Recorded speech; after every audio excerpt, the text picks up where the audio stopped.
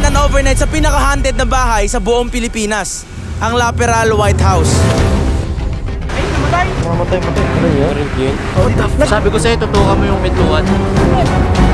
This house was built in the 1920s and owned by the Laperal family. Owned by Don Roberto Laperal and Doña Victorina Laperal. Ginawa nila itong bahay na to para gawing rest house dito sa Baguio City. At nung World War II naman ay sinakop to ng mga Japanese para gawin nila ang headquarters nila. Ginamit din nila itong kuta o bahay para dito nila gawin ang lahat ng karahasan. Dito nila sinagawa yung mga pangre-rape, pang-torture at dito nila ginagarote yung mga pinaghinalaan nila ang kakampi ng mga Amerikano. Si Doña Victorina ay namatay habang World War II, habang si Don Roberto naman ay namatay sa pamamagitan ng pagkadulas. The most creepy part is, malapit lang tayo sa lugar kung saan siya mismo namatay.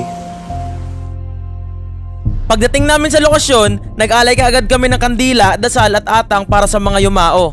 In-interview na rin namin yung guard para magbahagi ng kanyang mga experience sa bahay na to. Gaano na po kayo katagal dito, kuya? 5 taon na. Totoo ba yung mga sinasabi na may nagpaparam daw dito? May nakikita daw? Paparamdam lang. Kaya tumatakbo sa loob, tapos yung ilaw dyan sa taas, bigla na lang ilaw. Sarado yan eh. Ano po yung ginagawa nyo kapag nararamdaman nyo po yung ganon? Baliwala na lang. Sanay na rin kasi. Totoo ba yung pag may pupunta daw, may aksidente, something na ganon? Yun din yung mga sabi nila kasi yung mag-video sila or picture. Pag babalik sila rito eh, sabi nila, nasira yung cellphone ko, ganyan. Oo. Yung iba. Yun ang experience ng iba. Opo. Pwede kaya kuya mag-spend ng overnight dito, doon lang kami sa gilid. Hanggang alas 6 lang kami ng umaga. Ganun. Hindi pa pwedeng pumasok sa loob, kaya naman naglatag na lang kami ng tent sa labas para makita kaagad namin kung may mangyayari ba ang kababalaghan. Okay, exactly 5:14 ng hapon and dito tayo sa Laperal House. Since hindi tayo pinapasok, dito lang tayo sa labas. Overnight challenge starts now. 5:22 PM. Nakalatag lang namin ng tent and sobrang daming tao. May mga supporter na dumalaw para magpa-picture. Pero habang nag-picture kami, something happened.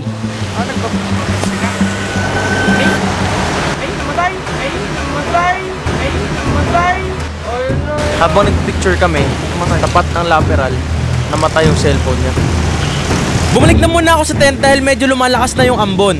Maya-maya lang, mas lumakas pa yung ulan kaya wala akong choice kundi magstay sa loob. Guys, madilim na, pero ang problema ito. Puro tubig na dyan? Yung tent pinapasukan ng tubig. Gagi men, basang-basa na yung pet ko dito. Tulo par, daming tulo. Basang-basa na dito sa loob. Basang-basa rin puwet ko eh. Nakasin na. Pinilit namin tiisin kahit lumalakas na yung tulo ng ulan. So ayun guys no, ginagawa namin ng paraan. Mga tumutulo ko dyan. Ano, lakas ng tulo, ibla to. Ano? Saan yan? Kung pwede ka maghugas ang paa? Pero nung dumating na sa point na nababasa na yung camera at equipments ko, naisipan ko na sa kotse na muna kami magpatila ng ulan. Ilagay muna natin sa kotse yung ano. Hindi, mamaya ilagay muna natin sa kotse yung mga gamit kasi mahalaga yung mga lente. Kung ngayon, ito yung tent.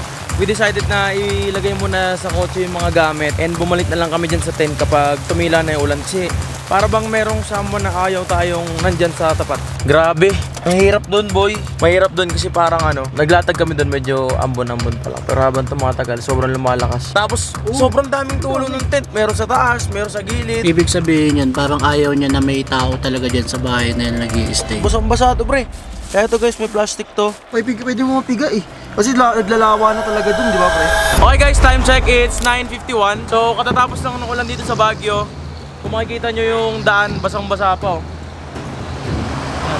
Hindi namin alam kung anong mangyayari ngayon, pero titingnan namin yung tent kasi ang lakas talaga ng ulan kanina.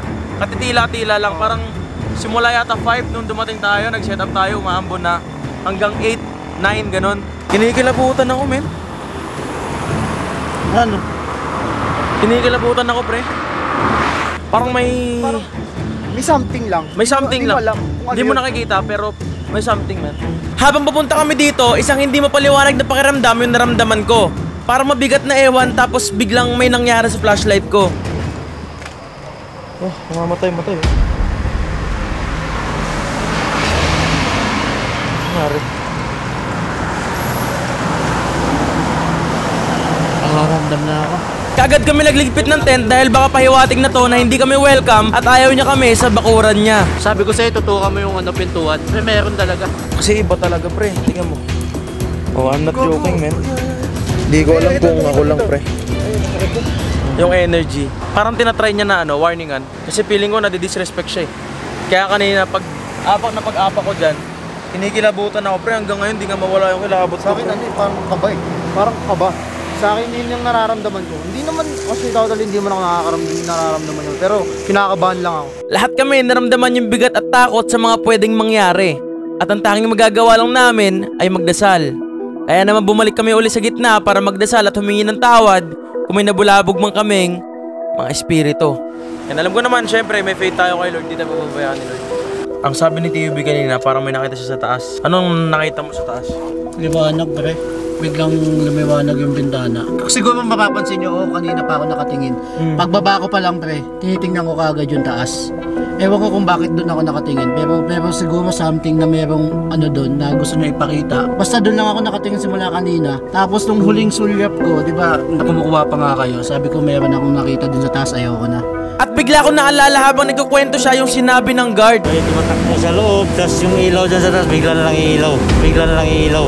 This is the history. Okay, I will tell you this. Dati, may katulong dyan na nagpakamatay. I'm not joking guys, no? Kahit i-search nyo sa YouTube, yung history niyan, meron dyang kasambahay nila na nagpakamatay. Hindi ko alam kung about sa pag-ibig or sa kung saan. Pero alam ko may nagpakamatay dyan.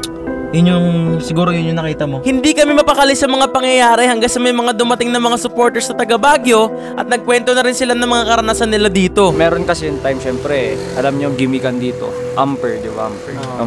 Inuman kasi dito. May mga kasama ko nun, tapos yung kasama ko nun, parang yung magulang niya daw albularyo. Siya, nakakakita siya ng kahit ano. Naglalakad kami dito pa uwi. Doon kami magabang ng taxi, no. Sabi niya sa amin, no, bigla siyang nanigas, pre, naglalakad siya pero yung tingin niya diretso lang. Tapos sabi niya sa akin, Junes, sabi niya sa akin gano'n, huwag kayong lilingon kasi may bata dyan sa gitna ng daan, sabi niya gano'n, pre. Tapos yun na, Nanginginig yung tuhod. para nang nag-iba yung feeling namin lahat. Nung first, dire-diretso lang kami dyan, wala kami nafe-feel.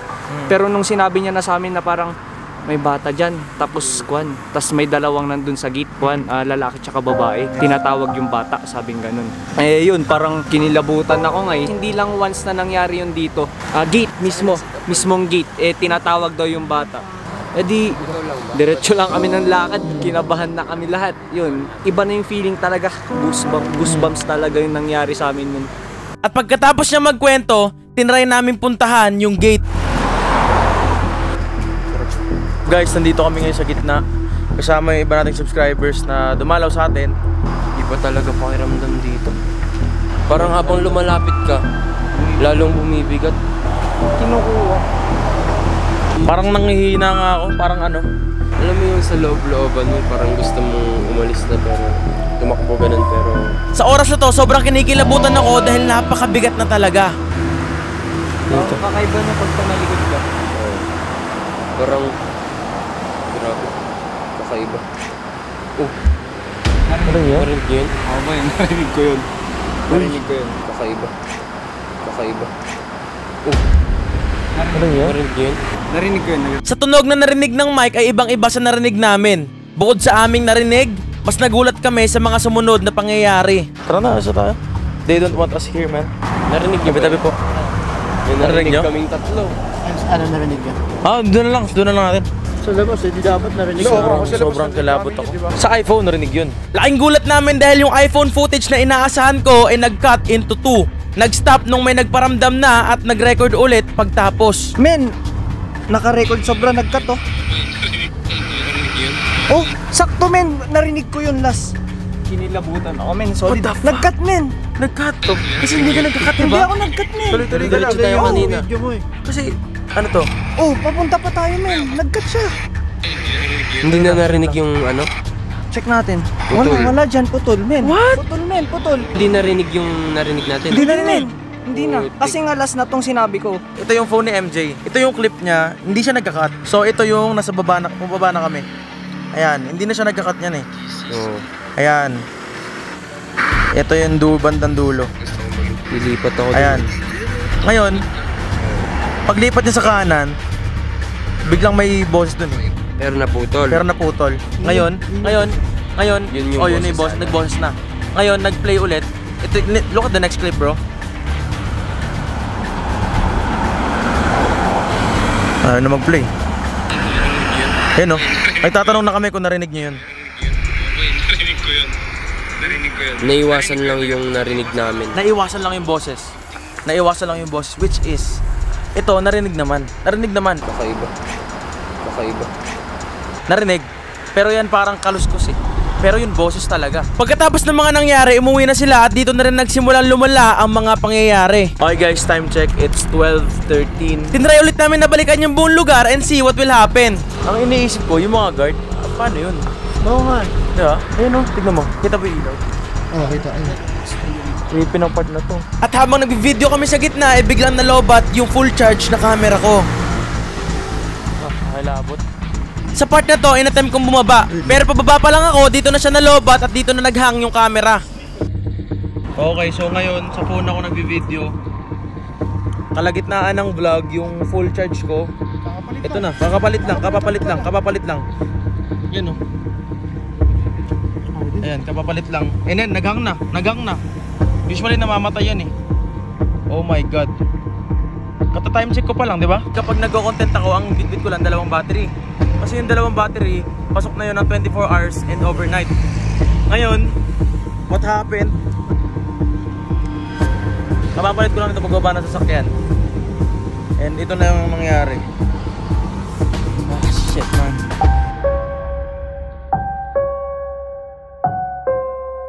AM na. Kanina, marami pa mga dumadaan ng mga galing party. And ngayon, sobrang onti na lang yung dumadaan. Tingnan nyo naman yung kalsada. 3 AM at niyakap na namin yung tapang at nilibot yung buong lugar. Grabe. Basa pa yung jacket ko. Sinuot ko na kasi ang lamig talaga. Sobrang lamig. Ewan ko kita to Kita. Yeah? Sobrang ano. Yan nung kalamig. Habang papunta kami, ramdam ko na naman ang mabigat na presensya niya. Second gate na. Kanina may mga umaalulong na aso dito.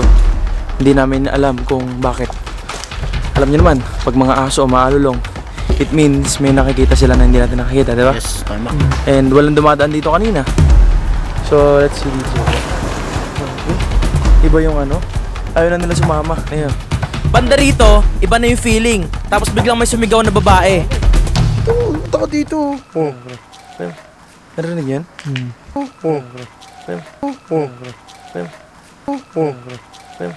Narinig yan?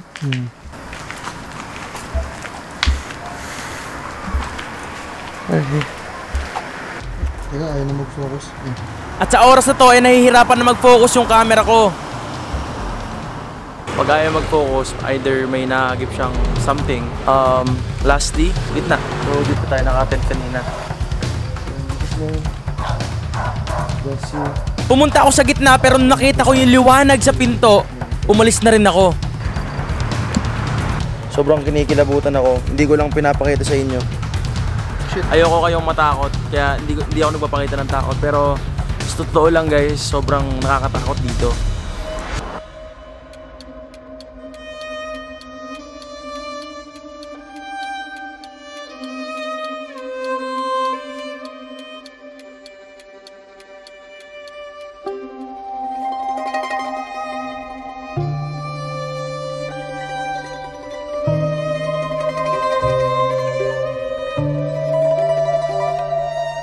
Ano man ang misteryong nababalot sa lugar na to, paniguradong dahil ito sa mga nangyari noong unang panahon.